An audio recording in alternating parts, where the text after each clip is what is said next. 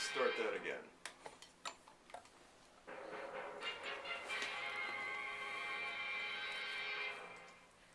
And after a nice half start with the mute button on. Well, we are so sorry to interrupt that Robo DJ grunting, gasping song, whatever that was. That is the heart and soul of how CJLO does their music. Robo DJs grunting, gasping, 9,000. Good afternoon and welcome to Cinema Smackdown on CJLO 1690 AM. Today we are doing episode 62 of the all-new revamped version of our show. I thought you were going to say episode 62 of the best of 2019. Yeah, we're getting there. We're on episode 2 of the best of 2019. I believe we will probably do 3 parts of this. Or 60. Well, we'll see how many movies you actually have gotten through. Well, it's all on you, sir. If I have to tell you about I will movies, let you talk about the movies and I will sit here pretending I've seen them. Alright. That's fun because then you can't argue with me. Yeah. Well, there's some arguments coming today. I am Michael Brody. I am a local trivia host, writer, I don't know, what manufacturer credits can I have? Record producer, television personality. FBI's Most Wanted. Well, only under my real name. I'm joined today by Shane Simmons, and we are going to talk a little bit about the best of 2019, or sorry, the most overlooked. Things that, there's going to be some best of in there, but there's going to be a lot of movies no one's ever heard of, so keep your pencil handy, write down a list at least to try some of these movies out, and tell us how wrong we are. It's always fun to go that way. Shane, what are some of your credits? I'll list a few of my real and imaginary ones. Well, I've been a professional screenwriter for 23 years. 23. No, not at all. Not at all. I'm just fresh as a daisy and as optimistic and full of vigor as I was when I started out in the business in 1997. For a moment, I'm like, stop making up Oh, that's a real number. Yeah. Yeah. It's like when someone's like, I've been back when I started in 1923. Exactly. When I was writing gags for Harold Lloyd. I thought you were doing that bit, and I was like, oh no, you're giving a real number. Yeah, I'm afraid so. And what's your, remind me, what is your first credit? My first official credit was Student Bodies. I worked on the sitcom Student Bodies. That is not a terrible first credit, because you did go on to work on that show for a couple seasons. Well, yeah, 1 episode per season, but yeah. Was it 3 seasons then? No, actually, I have 2 episodes, and part of one of my episodes ended up in a clip show. So without having been an actual show? No, it was a show. Yeah. I thought you meant like Community style. They stole a chunk of a script. No. It's one of those, hey, we don't want to do a real episode, so remember this episode when this happened, and remember that episode when that happened. I tell you, you get in a clip show like that, it pays big residuals. I once received a check for that for 8 cents. Those are so great. You're like, it will cost me more to put this in the bank. Yeah. There was recently a tweet from Bruce Campbell, I think it was a couple days ago, where he said, I finally did it. I finally got the lowest residual check I've ever received. And he had a scan of a check for 1 cent. Oh, dear God. So, like, there's got to be a thing where the accountants realize, okay, that's not enough money to merit actually going through with this. If you have to spend 1,000 times the residual in postage to get it to the person, you probably shouldn't send it. That's a very good point. My favorite residual story, and of course we're going way inside industry here as we talk residuals, but here's an interesting story. I've heard this many times, told by Samuel L. Jackson. Oh, yes, I know this one. Sam Jackson was a glorified extra on The Cosby Show. Now that's undermining a little bit. He was Bill Cosby's stand-in a lot of rehearsal moments. So he would stand there and kind of do the lines, and then Cosby would come in later. So like for blocking and lighting and stuff like that, yeah. Now, as a way to pay him back for his fine work on that show, they let him be an extra walking by in an establishing shot of a building that they used every single episode. So a blurry Sam Jackson can be seen walking past probably the entrance to either their house or did he? I'm asking you Cosby Show questions. Did his? Well, I did watch the show back in the day. Did he have a building that was a different building for his practice, or was that in his home? It was in the back of his home, so I think it was just a random New York brownstone type of building. So because of this, Sam Jackson gets residuals from the Cosby Show for whatever tiny percentage you get for being an extra on a sitcom that gets was heavy in syndication. So he would get on a regular basis checks from the whatever the union is for Hollywood actors, and they would regularly be for $4, $9. And when one of his kids was about 7 years old, and wasn't it under a different name than Samuel L. Jackson? I don't. It was some variation of that. Anyway, go on.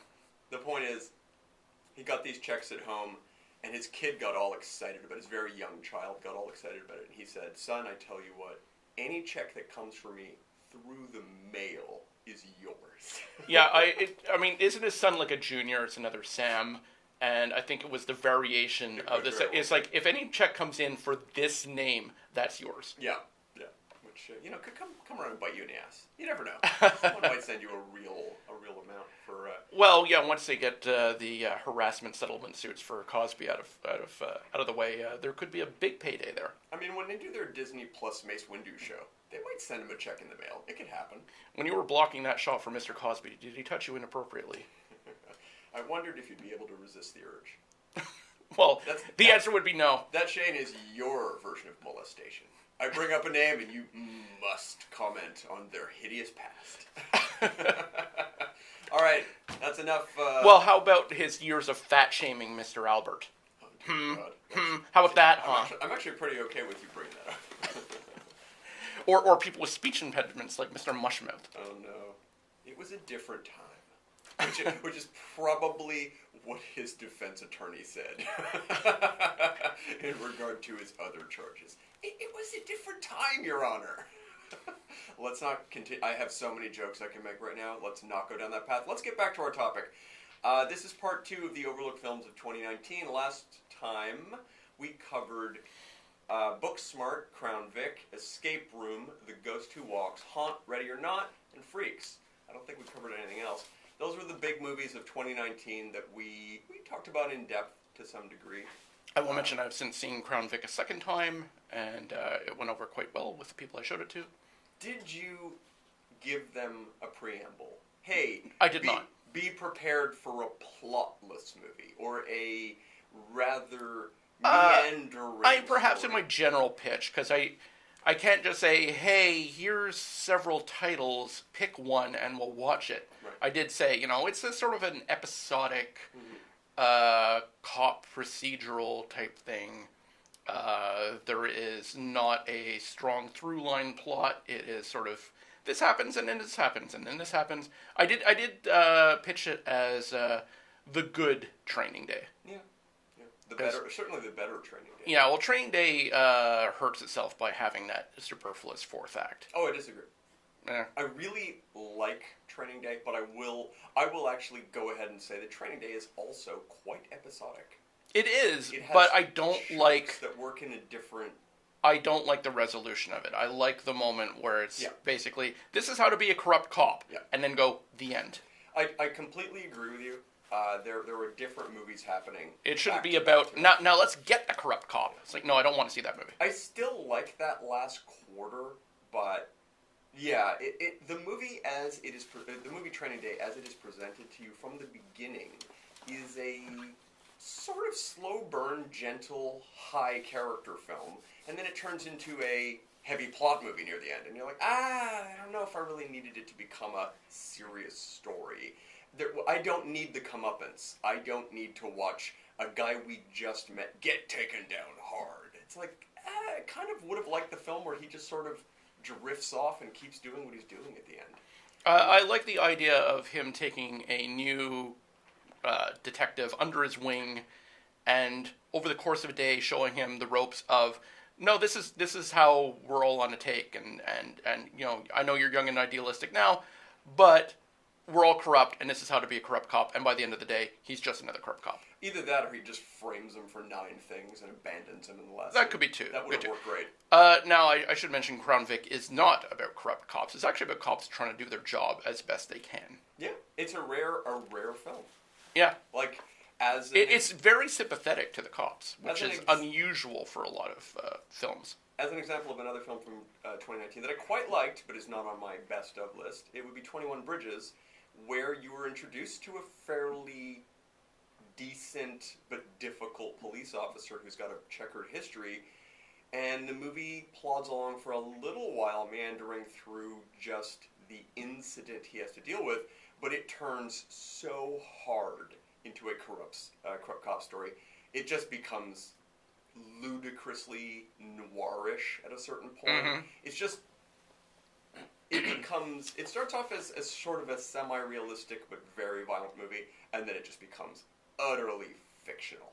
And I didn't mind it. I enjoyed 21 Bridges quite a bit, but I kind of wish it had stuck with its initial pitch of, we're just going to follow this plot of two guys ripping off the wrong guy because they think they're stealing something from a low-level dealer, and when they arrive, these two criminals, when they arrive and look at the loot they're about to take, it's way too much. And one of them realizes, if we steal this, we're dead. The other guy is like, it's going to be great, we're going to live forever. We should mention, as we go back through time and mention certain older films, that 21 Bridges is actually one of your overlooked of 2019, is it not? Nope. Oh, it's not? It Nope. wasn't this past year? It is from 2019. Oh, okay. But well, I mean, it's worth mentioning then, because we're talking about it. It's a notable film, meaning that it's not bad, and I kind of recommend it, but it doesn't make a list of, oh yeah, that's a good film. It's below that line for me. Okay. So it's pretty good. But, there's a lot of movies that are almosts. I actually saw it in just the last few weeks, so I haven't really absorbed it enough to decide if, by the time we get to, by the time I've seen it and it's been a few months, that I feel like, yeah, I liked it a lot, especially given that it came out and had no critical reception whatsoever and vanished. Right. Having realized, it's a pretty good film considering that. All right, let's actually talk about a movie in the 1 minute we have left before the station break. Tell me something about a film you've seen, and we'll just start on it. We'll come back. We'll start it, because there's another one that I just saw for the second time for the past year. I showed it at movie night. A bunch of people said, I've been pushing it for a couple of weeks now. I finally got them to sit down and have a look at it. And it drove one of them out of the room completely midway. And everyone else agreed it was amazing. All right. And that was Uncut Gems. Yeah, that is the exact review I expect of that movie. There's people who will be riveted, and people who will literally look around the room and go, is it just me? I'm upset now. Yeah, there was a key moment involving, it's a very stressful film to watch, and the peak stress moment of that film for me involves a scene where they can't get a door open. And that was the moment that broke my friend, who decided this is just too many New Yorkers screaming at each other. It's a very, very frustrating movie. I actually quite liked Uncut Gems, but I kind of don't recommend it to anyone. I'm glad you enjoyed it, and I think I recommended it to you. Yep. I've recommended it very gently to a few other people, but I don't want to be responsible for someone coming back to me and saying, I have never been so annoyed. Yeah. That's a review that could come out of that. The film is a giant anxiety pill. All right, we'll be back after these quick messages. That was like 59 seconds into the minute I want to get to. Right. Hilariously so. I always like it when there's symmetry and timing to all of the ad breaks in my comments. I'm so OCD. We have another 29 seconds after this ends. Okay. Well, I'd like to pick up on Uncut Gems and say a few more things. Sunday, it's Big Event Radio. The only show that gives you the Smackdown on the latest in combat sports. Join your host, So, boy oh boy, have we wasted this show so far not getting to a single movie. We've talked about 2 2019 films. I have not gotten to anything on my list. These are not on my list. No, I'm not complaining. Well, Uncut Gems is on my list, so fuck you. Please appreciate this. It's hilarious to me. And we're back on CGL at 1690 AM. Our show is Cinema Smackdown, and we are talking, this is our episode part 2 of the most overlooked films of 2019. As I was just pointing out to Shane, we've gone 15 minutes into our show, and I have not gotten to a single film on my list yet because we're just so delighted with each other, telling dumb movie anecdotes and talking about stuff. Terrible residual checks. And talking about films we've already mentioned on this show. And speaking of which, Shane, tell us a little bit more about... Actually, I'm not sure we've done this. No, I don't think we've talked about Uncut Gems on the show I before? don't believe we have. Okay, then that's fair game. By the way, I'll just start with this. I do like that movie. I do respect it. It is not on my list. Again, probably just for the fear of being blamed for someone having a bad time. Well, meanwhile, it is way up my list. I get you. And I'm glad it is. That's good. So tell us a little In bit fact, more. I have gone around telling people, I would have preferred to see the Oscar for Best Actor go to Adam Sandler for this. Well, no kidding. Well, look, you hate the Joker. I love the Joker, but How dare you, sir? How dare I have a differing opinion? My opinion of the Joker by merely saying I hate it. It runs so much deeper than yes. that. All right, please tell us some more about your thoughts on Sandler. Well, it's a rare opportunity because Adam Sandler has made a point of making only one real film per generation. The rest of the time is filled with unmitigated, relentless crap. It's amazing that he's very aware of his level of bad movies. He is, and yet, obviously, he has a better sense of taste because every once in a while, rare as it is, he will come out of nowhere with a real performance in a real film. The last time being Punch Drunk Love, of course. There's been a few since then that I've enjoyed, but I will say this is the... Well, I know you're a big Jack and Jill fan. But I mean, he got to act next to that master Al Pacino, and Jack and Jill is an no? excellent example of many, many movies by Adam Sandler that feel like you've gone to see a comedy troupe, an improv comedy troupe, on a completely off night. Where you're like, oh, they kind of know what they're doing, but this isn't good, and they're really leaning into it, and you sense that they know they're having an off night, and they just kind of throw their hands in the air at a certain point, like, sorry everybody, we understand that you paid, and it probably isn't our best show, but we are going to finish this episode. Try us again next week. Maybe it'll be better. Well, they had their special guest star Al Pacino, who threw everyone off their game.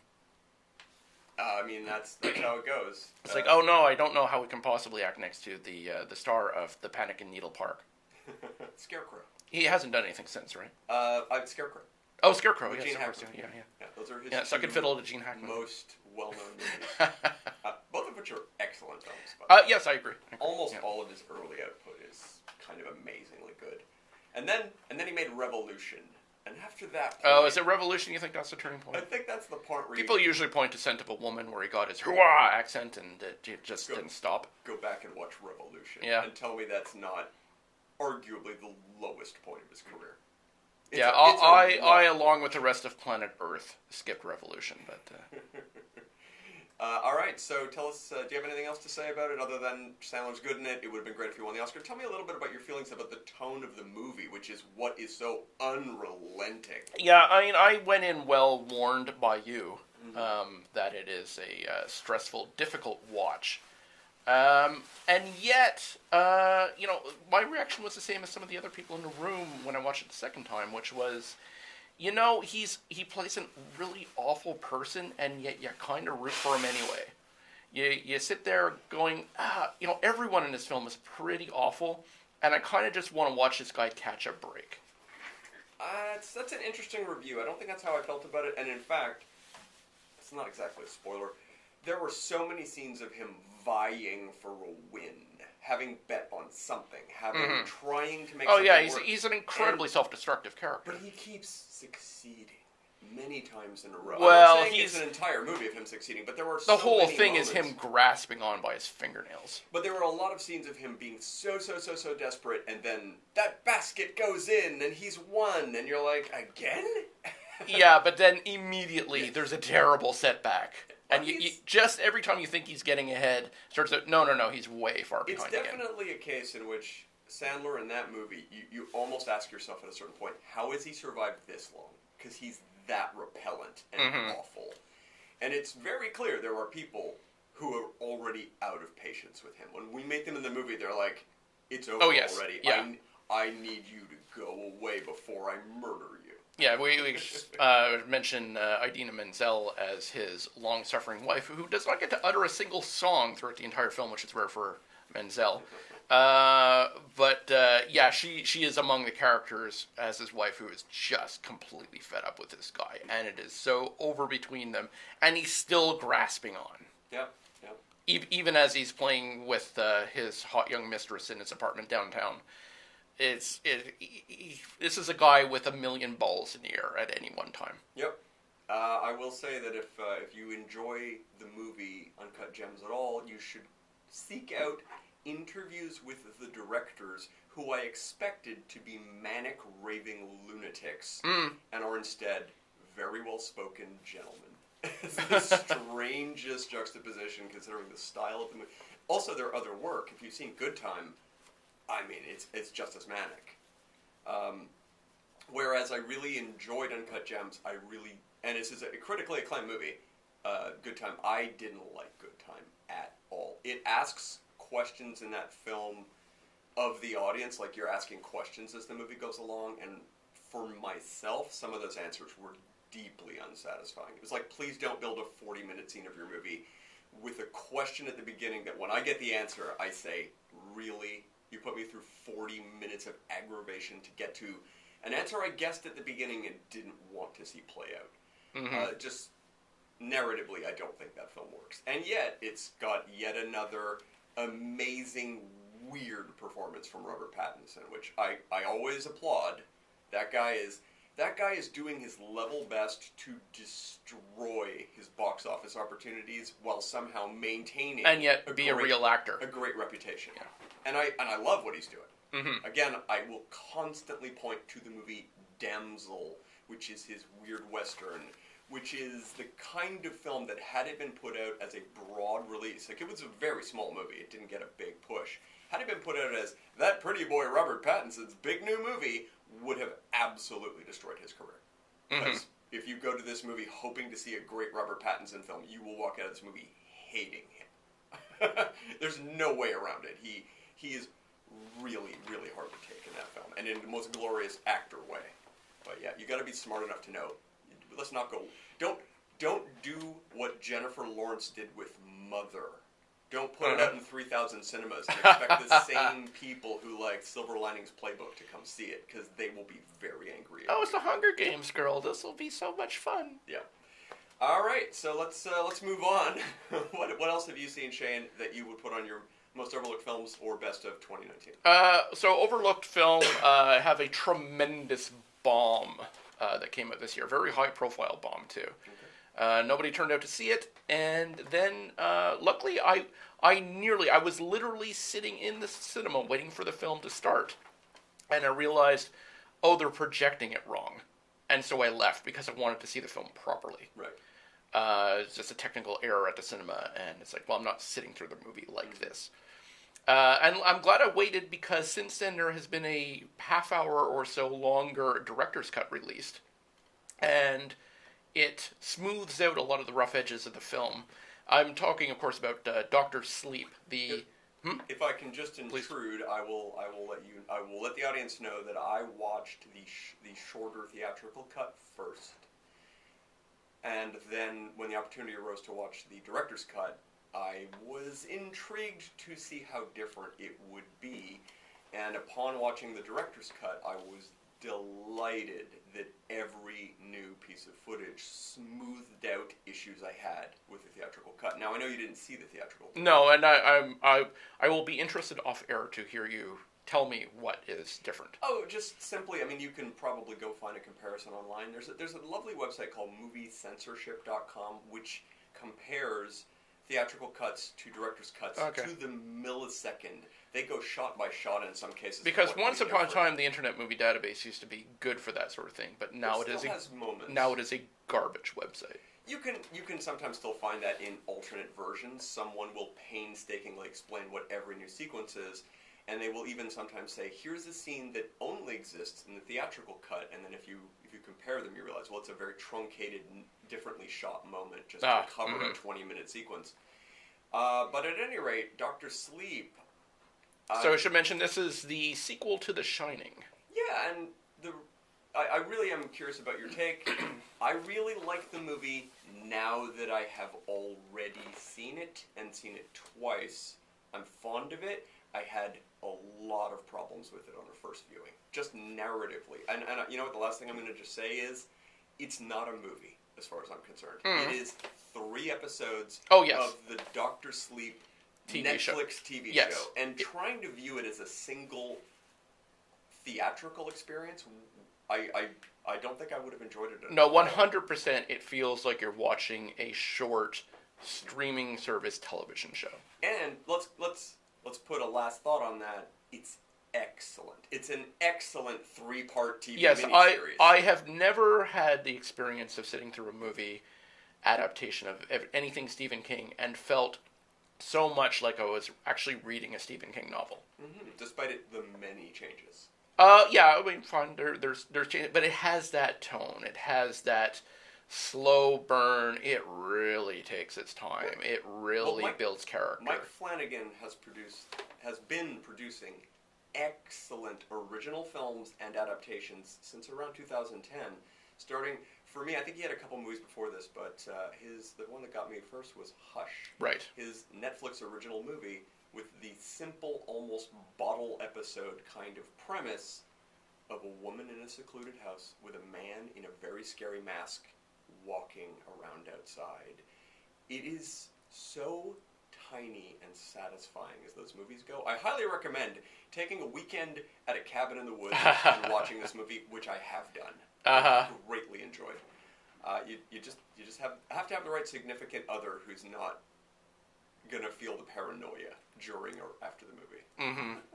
But yeah, Flanagan's gone on to do a couple of Stephen King adaptations. Yeah, Gerald's Game, yeah. Which is a book I couldn't stand, and even as a concept for adaptation is something I wasn't thrilled about the idea of, and I watched it and I thought, you know what, this really is gentle and it works in a lot of places and it has some amazing payoffs. Gerald's Game is exquisitely rendered. So the Flanagan aspect of it and the performances are wonderful. The underlying Stephen King plot is but I do like what Flanagan does. Well, the underlying Stephen King plots of most things. He's not known as a plot guy. Right. He is very much a character guy. So tell me a little bit more about your thoughts on Dr. Sleep. So it does have this uphill battle of following and sequelizing a classic, both of the book and ultimately the Kubrick film, which Stephen King was notoriously not really happy with. But this film kind of takes pains to really be a sequel to both, although the visual cues are so much Kubrick. Kubrickian. Yeah, to the point where there are slavishly reconstructed sets of the Overlook Hotel. Yeah, I mean, I do know that the novel, Dr. Sleep, is a sequel to the novel, The Shining, and it does not include anything from Kubrick's work, whereas this film includes quite a bit of Kubrick, which apparently Flanagan had to negotiate with Stephen King. There are a number of recastings of characters playing their 1980 version of the Shining characters in a number of flashback sequences, even though it's following Danny Torrance as an adult played by Ewan McGregor. We get flashbacks to characters who are supposed to be Shelley Duvall from that era, and that is played by Alex Esso, who some people may remember from the film we discussed here, Starry Eyes. She was the lead of that. Not even realized. Yeah. Quickly becoming an interesting up and comer to keep an eye on, and she does an excellent Shelley Duvall in this film. I have to say, she probably comes off as the best of most plausible recreated characters. I'll remind our listeners that this is CJLO 1690 AM. Our show is called Cinema Smackdown. Today we're talking about the most overlooked films of 2019, and certainly this is a wildly overlooked movie, considering that it opened to no business. It is kind of amazing how hard this failed. I'm shocked at how badly it bombed. Well, what's interesting is they projected something like a very soft $30 million opening the first weekend, and I think it had like 9. And they knew, we're dead in the water. And the really interesting part of this is that they were so certain of their success that they prepaid for a sequel, which means they pay or play contract everyone that they could to do another one of these movies. And so there were a lot of paychecks sent out for a movie that will never be made. Yeah, knowing that, watching it, I was a little concerned that I'd be hungry for more by the end of the film, and yet by the end it's like, no, I concludes hard. I feel this is done. I don't need to see more. Yes, there are characters it can continue with if you really wanted to. But like a television series. But yeah, I don't TV feel the need to have this continue. Here's my review of Dr. Sleep. It is a positive review. I'm a fan of this movie now. However, here is what I will say about it.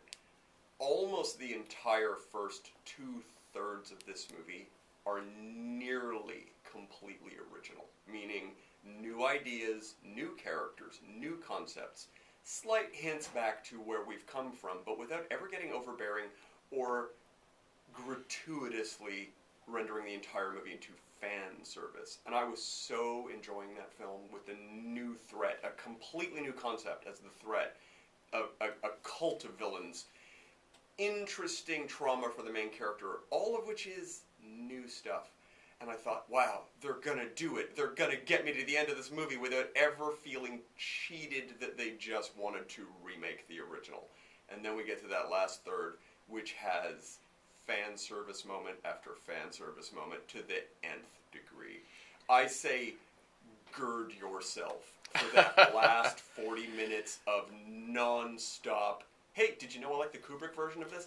There is a moment in that last third where an iconic Shining the movie element is recreated exactly in front of a character. It is supposed to be a terrifying moment in the original, where they recreate it, and the character just looks at it happen, shrugs, and walks away. And I remember thinking, that's this whole third. Like, please stop doing this. Stop it. Stop it. Stop it. And now that I've seen the movie twice, I'm okay with it. There's a certain inevitability that this is going to climax at the Overlook Hotel. And yet, imagine the movie that just didn't need to do those hard fan service moments. The funny thing is, some of the best fan service stuff in it are individual shots that have nothing to do with the Overlook, nothing to do with people trying to act as and be the characters who, as they existed in 1980. And there's a couple shots that's like, oh yeah, I know that shot, and yet here it's in a completely different context. Here's the thing, in the original The Shining, when we meet various, let's just call them ghosts, who play out a little horror moment in the original, each one of those moments is unique, original, and upsetting. And when we revisited them in the new film, they are recreated identically, which makes you feel like, oh yeah, that ghost? Yeah, he's like one of the robots in the Hall of Presidents at Disneyland. He just stands still repeating his same speech over and over. Come with us, Danny, forever and ever. I'm like, oh, really? The same speech? 7 years ago. Exactly, exactly. Like I say, I really want to give this movie a pass because I'm so fond of there's the villain. There's a few things you can be a little dickish about and just Absolutely. Criticize ad nauseum, but there's so much good stuff in this film, including one of the first shots of Ewan McGregor as Danny Torrance, where he's vomiting in a toilet, and the angle of the shot is, oh, this is Jack Nicholson in the meat locker in the original film. It's that same very original. Every time I've seen that shot of a character on screen, I know it's a person ripping off Kubrick, right? And yet here it is completely appropriate. Yeah, so again, I really want to underline the fact that there are 2 cuts of this movie out there now, available on streaming and other platforms, and that please seek out the director's cut. It's a half hour longer. It's worth the extra half hour. Pretend you're binging a TV season. It's a TV miniseries, and it can, I think it even has chapters. Yes, it does. Feel free to pause at the chapters and wait till the next day to get to the next chapter. Watch it as 3 episodes. It's very, very satisfying. It's a bit of a big gulp in one sitting. And, but definitely seek out that version. It is much smoother and more satisfying. It was actually one of the rare films, and it's long at 3 hours. I did check the time a couple of times, not because I felt it was dragging, although it is, like I said, it takes its time. It's a slowly paced film.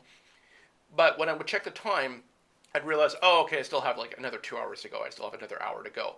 And I was delighted that there was still that much more material for me to consume, because I was just enjoying it. Yeah, it is definitely one of the better and more overlooked films of 2019. And one of the best Stephen King It's up there. film. But let's be fair, version. there's 50 Stephen King movies, and 10 or 20 of them are pretty good. Yes. Pretty good. And Yes. some are great. But this is one of the upper tier ones as far as capturing that Stephen King feel. Top 5.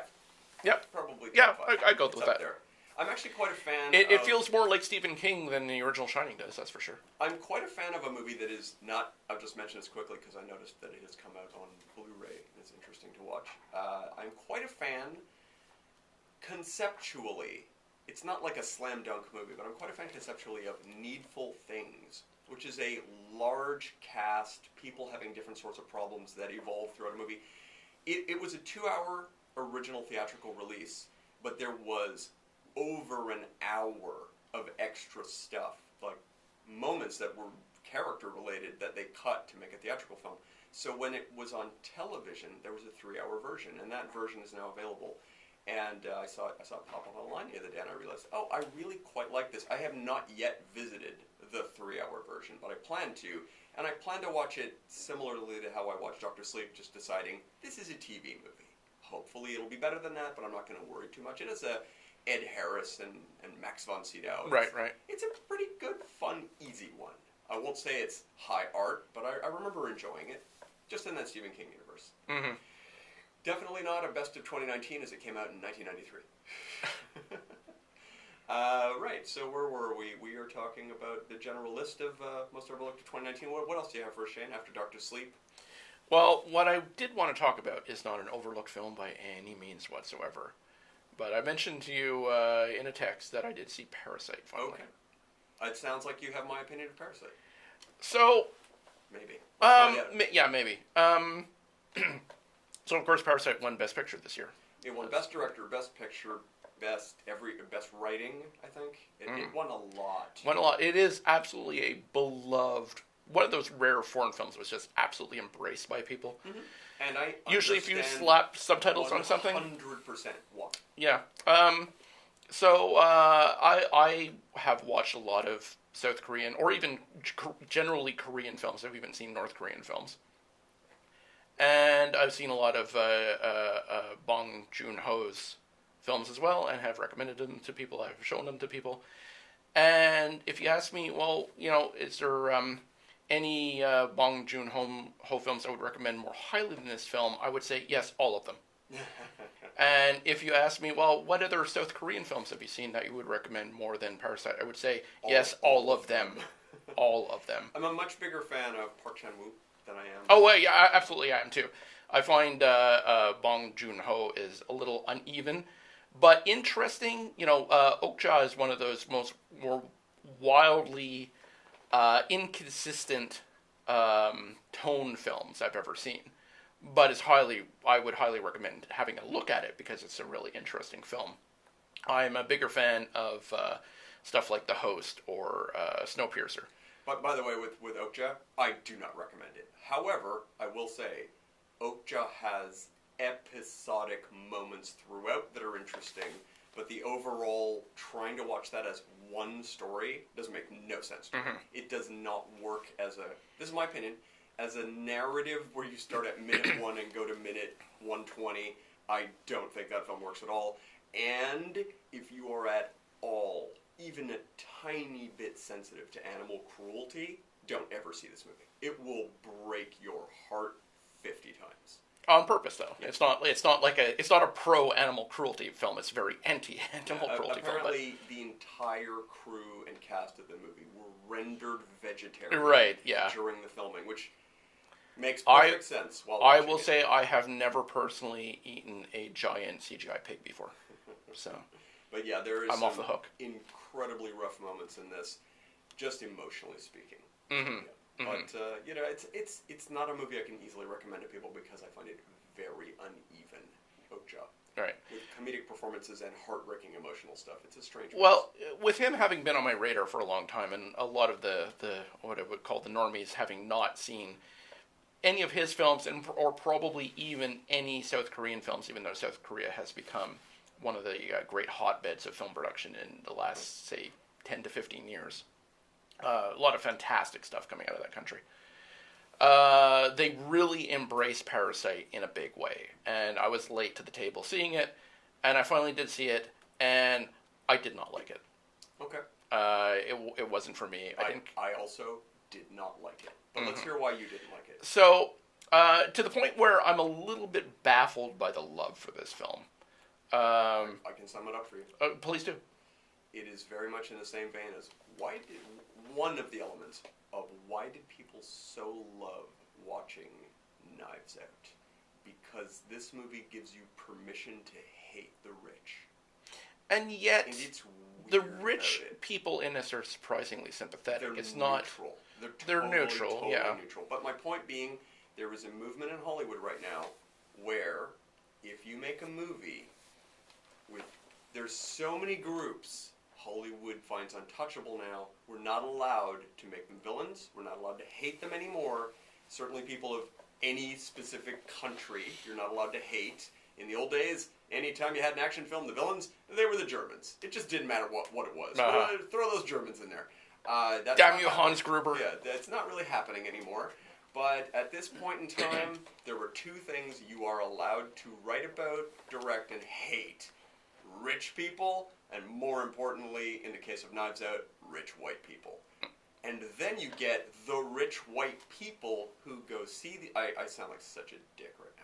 You get the rich white people... We've heard all these people espouse at length over the Oscars this Sure. a couple weeks ago. But actual rich white people go see these movies, cheer on the destruction of the characters that are them, and then they have this little moment of epiphany where they get to go, I cheered for my own kind to be destroyed. And therefore I'm a good person. Exactly. Yeah. I'm a good person. Just let me reach behind and pat myself on the back a little bit, give a big smile, and for the next 6 months, whenever someone tells me that I'm a complete jerk about X, Y, and Z, I can just say, but it's okay. I liked Knives Out, and I liked Parasite. I'm not part of the problem. I'm part of the solution. Now, finish making my coffee. Well, hey, I mean, I'm surprised they still embraced Parasite because, that I'm sorry, but that is not a very diverse film at all. Everyone in that film is South Korean. What the hell? So, yeah, I would agree with you. I actually found the very likable family of rogue con artists to be rather repellent. Yes, I agree. I was not on their side. I didn't want to see them win. I was just upset at them for pretty much the entire running time, watching them almost angrily try to take down a completely neutral family. And not to mention, people, they're not bad people. Not to mention, damage the lives of some other innocent workers who were competing for the jobs that they wanted. I think that to me is actually kind of a charming, roguish way to tell I'm the story. fine with that element. Okay, well, I have a lot to say, unfortunately, about this one. That's all right. That's what we're here for. Yeah. For you to rant and rave, and for the listener to realize how fully evilly biased you are. Yeah, well, as far as Bong Joon-ho's films go, when it comes to like quirky, dysfunctional families, I much prefer The Host. When it comes to a film about the class struggle, I much prefer Snowpiercer. That's a very good point. So here we have themes that have become common for him, and but in this one, I just didn't care for it. Well, we're going to come back with a little bit more on our thoughts on not a most overlooked on the most movie, lauded film of the year. Exactly. In a moment, we're going to go to a commercial break right now. By the way, I'm not sure, but I may have played one entire minute of dead air in our previous commercial break. Oh, cool. So my apologies to anybody Enjoy. who's wondering what happened. Sit alone with your thoughts. But here we go. We're going to play 1 full minute of ads that will actually play now. I'll see you all in a moment. So when we were hearing those ads, they weren't going out? If they came through the earphones, then they played. Okay. But I don't even know if they did.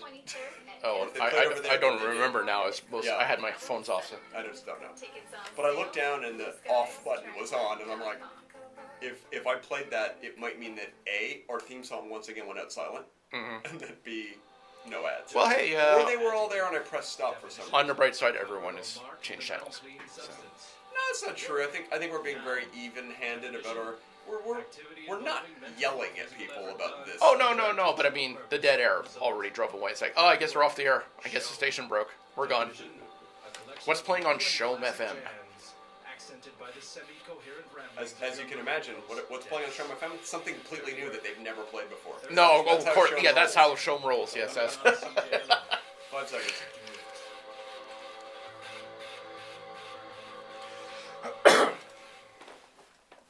And we're back on CJL 1690 AM. Our show is called Cinema Smackdown. I'm Michael Brody. I'm joined by Shane Simmons. Again, I'm not sure if I did this or not, but we may have played the previous ad break as dead air. I hope that's not the case, but it may have gone out Our that way. sponsors will be very happy. I will do my level best to avoid that issue in the future. As you can see, our most recent ad break went off without a hitch. Well, don't worry. All our advertisers are going to boycott the show now that we are both crapping upon Parasite, the most beloved film of the year. Yep. I mean, look, I understand why people like it. It is a very well made, very charming film. It makes perfect sense. It has a beginning, a middle, and an end that work. But I didn't like I'm not sure I agree with and it works. Yeah, it works for some people. I think it is ultimately a well-made bad movie. Interesting. That's the harshest I can be on this. Yeah. Did I hate it? No, I don't generally hate films, even if I didn't like them. You're not me. Yeah, no, I am not you. No. It takes a very special kind of film for me to hate it. By the way, and I guess I just have to keep hitting this gong over and over and over again, as much as I did. Please don't tell us how much you love Joker again. As much as I didn't enjoy particularly Parasite, I wasn't mortally offended by it, but I was rooting so hard for it to defeat Joker in every category, and it did. So it will always have a special place in my heart, because I just didn't want to have Joker Best Picture thrown in my face for the next 2 decades. And now I don't have to. I mean, I still have to have nominated for Best Picture. But next year you're going to have to cope with Birds of Prey Best Picture. So I would be fine with that. I've seen Birds of Prey, and it is a perfectly serviceable Deadpool sequel. I'm not sure where Deadpool is in that movie, but he's there somewhere, I'm sure. Because that is definitely a Deadpool movie. Go ahead. Okay, so my experience of watching Parasite was a full hour of what I ultimately thought was paint-by-numbers plotting. Right. Once I realized what the premise of the movie was going to be, I extrapolated pretty much everything that was going to happen for the first hour, and it felt like 10 minutes of plot dragged out to 60. Right. And then it's like, okay, well, obviously something interesting is going to happen that will switch things up a bit. And sure enough, there is a plot twist that happens about an hour into the film. And it didn't sell me. Right. The plot twist didn't sell me, and the escalation of it was more annoying than entertaining, and the resolution of it I don't think made much sense as far as plot or character goes. It was just, to me, a sloppy resolution. And I came away from the film thinking, look, if I'd seen this on my own, if it hadn't been this, if it had just been another South Korean film that I watched because I heard it was good, my takeaway from this would have been, okay, I usually like his films. That was okay, I guess. But I'm not going to recommend it to anyone, and I'm certainly not going to show it to anybody. Right. And I'm probably going to forget it 2 hours later. That is often my problem with when I really get upset at a movie. It is often because it's not awful, but it's so normal or so whatever to me, and then it becomes a cultural touchstone for everyone. Like, a very good example of movies that infuriate me would be Forrest Gump or Love Actually, which, when viewed without anybody telling you they loved it, they're tolerable on a certain level. But the moment you have to get into a conversation with someone where they're like, this is the movie that changed my life, and you just want to say, watch more movies. Yes. Please yes. Don't, let's not give this every possible award, because it's like so the middle ground of how to tell a story in so many ways that it just feels like a product, not a piece of art to me. Although a lot of people will disagree. They will tell you that Parasite is magical. I've had that conversation. Oh yeah, I know the people, and I'm sorry, I'm just not on the same page as you. That's fine. And having watched a lot of his other films, I would say, as far as Bong Joon-ho goes, If I'd seen it completely cold, I would have said, well, that was a misfire from him, but I still like him. Right. But because of this underlining and screaming and everyone making this the most important movie of all time, it's a little rough. It's hard to know. It's hard to speak culturally about it without without having to go off on a rant because so many people are cheering. And literally, I have to say, literally every other Korean film I've ever seen, I like more than this. Now, look, I'm sure there's crappy South Korean films coming out. There's a lot of Korean. Generally, I only watch them if they come recommended. But there's a lot to recommend. So I've seen the cream of the crop, and I've seen the higher end stuff, and across the board, I've enjoyed them all more than this. Right. Any other thoughts? I think we're about exhausted there. So on that one, do you have any other films you want to talk about in 2019 today? No, hit us with one. Alrighty, I will mention a movie that I know you've seen, so I don't have to worry that you won't understand. Now, this is a bit of a hodgepodge of parts I love and parts that are iffy, and the iffy parts did drive a lot of people away from this movie. It was a straight-to-Netflix movie called In the Shadow of the Moon. Ah, yes. Which is a very clever, very attention-demanding, science fiction-y crime film. And it is a great movie to watch if you like asking questions, because it has a unique, not a unique, but it has an interesting structure in that the movie moves through time, and that every time we move to the next time jump in the storyline, we are witnessing a character show up who may or may not be moving through that same jump, but in a different direction. Right. Which I was in love. Yeah, the structure is really good for that sort of thing. The funny thing about the movie is it's a little bit of an exploitation film. It feels like a throwback to the kind of movies they made in the 70s, where it's a little more violent than you would expect. It's a little bit more nasty in places. The characters are a little simpler than another movie might be. It is essentially a really polished B-movie. But I really liked it, and where it's interesting is that In the Shadow of the Moon, which, do I have it open here? I really should comment on, here we go, who made it. So this is a film directed by Jim Mickle, who's sort of famous, in my mind at least, for having done several Joe R. Lansdale adaptations. He did Cold in July with our favorite Dexter. What's his name? Dexter? Oh, Michael C. Hall. Yeah, Michael C. Hall's first post-Dexter role. He's made a few other interesting, odd, independent crime films, and he even did a television adaptation of the Joe Lansdale characters Hap and Leonard, who are so close to my heart. I love these two characters, and I'll say the strangest thing is the casting was odd. He cast the two leads with actors I wouldn't have gone with. It's still watchable, but it didn't feel quite like I'd hoped. But let's talk more about In the Shadow of the Moon. So Mickle directed this, and it feels like his most high-profile film, honestly. Most of what he does is pretty under-the-radar independent stuff, and I've never seen him tackle speculative science fiction concepts the way he does in this. I'll even go so far as to say the casting is odd and interesting because Boyd Holbrook is our lead, and I have to say, he is definitely one of those wooden, pretty boy actors. He's in a ton of movies in the last 10 years, and nearly every time he's playing kind of a dirtbag, sort of the villain, or out-and-out henchman characters.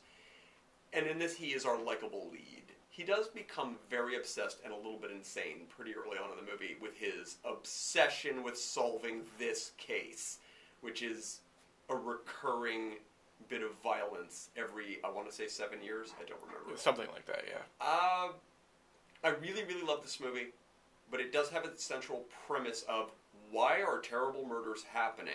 And when they answer that question, a lot of people get mad at the movie. Yes. Because they feel like this movie is preaching. There is a socio-political explanation for what's happening that does not serve the film well. I disagree. I loved being presented with what I'll simply call a new idea. I don't have to agree with it. For this sort of science fiction premise, though, it's usually like, oh yes, something bad is going to happen, and we need to take extreme measures to prevent this. And time travel is involved, and blah-de-blah.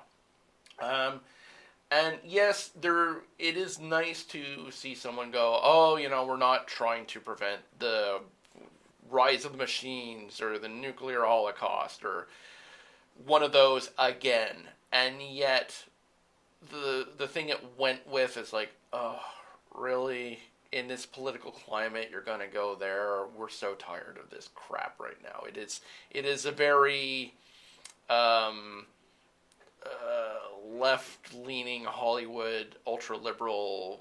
Oh, this is the bad, terrible thing that must be prevented. It's like, but you do understand that the people who are mad at this movie are the people that you just said this was pandering to. I don't agree they're those people. No, I don't agree with that they're those people. No, that's not what I've read at all. Let's be clear. In the Shadow of the Moon is almost the should we strangle baby Hitler in the crib movie. That is a big piece. But it's more like should we strangle baby Hitler's nanny.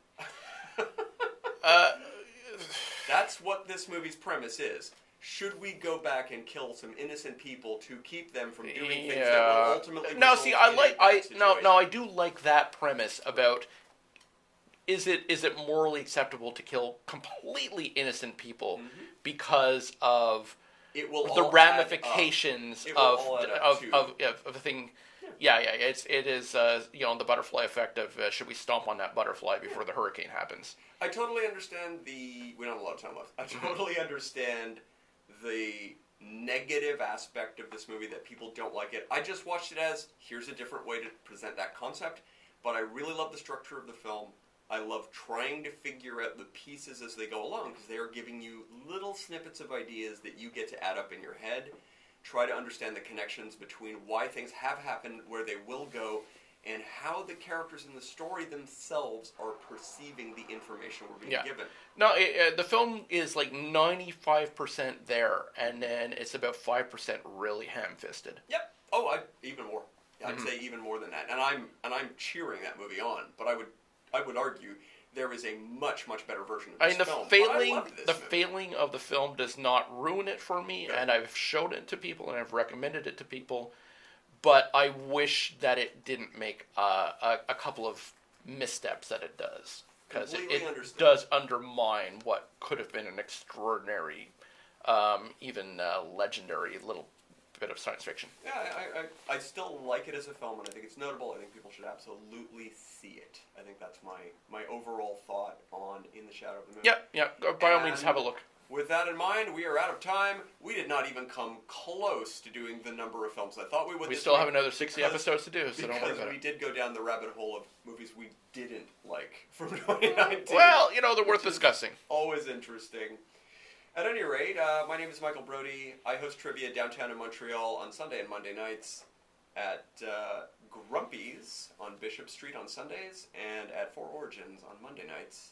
I'm very Googleable in the sense that if you type the best damn trivia in Montreal, you will be inundated by lists of where I am. And come and see one of our shows. We have a good time. It's free, by the way. Shane, what do you want to plug this week? Well, just generally go to Amazon.com and look at my author page, Shane Simmons. And you will see all my stuff. We'll be back in 2 weeks. Next week we are taking a break because there will be an event here. So stay tuned. We'll be back 1 week from that. Good afternoon, everyone. I forgot to... We ran out of time to even say goodbye there. I forgot we're off next week. Yep. And you know what's nice about that? The nice surprise of us being off next week specifically. Hello, Concordia. It's daylight savings time next weekend. But you know what time it is. So you will be losing an hour that day. So for me, it's like saying get up an hour earlier. Right. I won't have that issue. I'll be completely recovered by then. Yeah. And hopefully that extra week will allow the plague to burn itself out. What being a JMSB student is all about. My plague? No, just the general. I don't know how much you're following the coronavirus plague news. Look, It's going to need more than those 2 weeks to burn out. people have said two things to me repeatedly about this. Repeatedly. Oh my God. This is going to be awful. It's coming. There's no stopping it. And the other side of it is, we're,